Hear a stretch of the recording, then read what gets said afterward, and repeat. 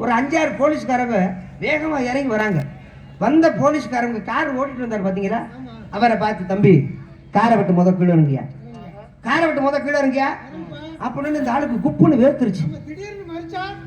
Sir நான் எந்த தப்பும் பண்ணலையே சார், நான் எந்த ஆக்சிடென்ட் பண்ணலையே, அப்புறம் எதுக்கு சார் என்னை வழி மறைச்சு காரை விட்டு கீழே இறங்க சொல்றீங்க? அதெல்லாம் பேசக்கூடாது தம்பி, காரை விட்டு கீழே இறங்கி வாங்க முதல்ல அப்படின்னு காரை விட்டு கீழே இறங்கி வந்துட்டாரு. வந்த உடனே போலீஸ்காரங்க என்ன தெரியுமா செஞ்சாங்க, கார் ஓட்டிட்டு வந்தார் பாருங்க, அவர் கையை பிடிச்சி குலுக்க ஆரம்பிச்சிட்டாங்க.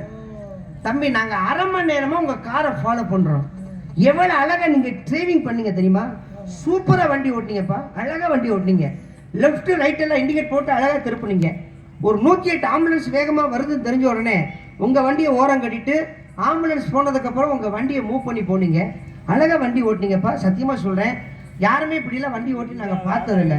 அதிக ஸ்பீட்ல போவாங்க, வண்டியை தார்மாரா ஓட்டுவாங்க.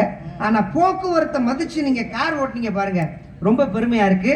நீங்க போக்குவரத்தை மதிச்சு கார் ஓட்டினதுனால காவல்துறை சார்பா உங்களுக்கு நாங்க 10,000 ரூபாய் அன்பளிப்பு கொடுக்குறோம்.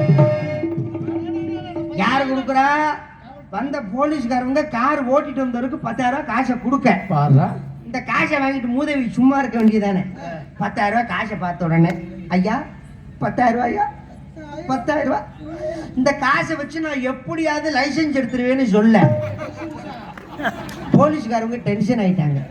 அப்படின்னா லைசன்ஸ் இல்லாம இவன் வண்டியை ஓட்டிருக்கான் போல இருக்கு, இவன் நல்லவன் நினைச்சல 10,000 ரூபாய் கொடுத்து விட்டான், காசு ஓச்சே அப்படின்னு சொல்லி ரொம்ப டென்ஷன்ல நிக்கிறாங்க.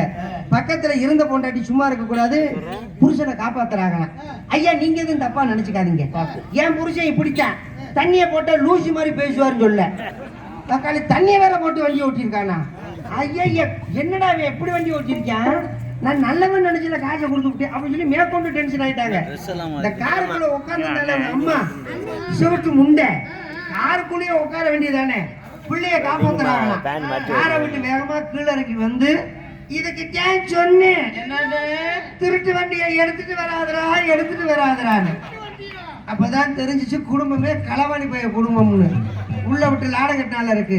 அந்த மாதிரி யாருக்கு பயப்படுறமோ இல்லையோ தெய்வத்துக்கு பயந்து ஒருதாய் பிள்ளையாக ஒற்றுமையாக வாழ வேண்டும் என்று சொல்லிக்கொண்டு, அதே போல மேடையில் வந்து ஐயா அவர்கள்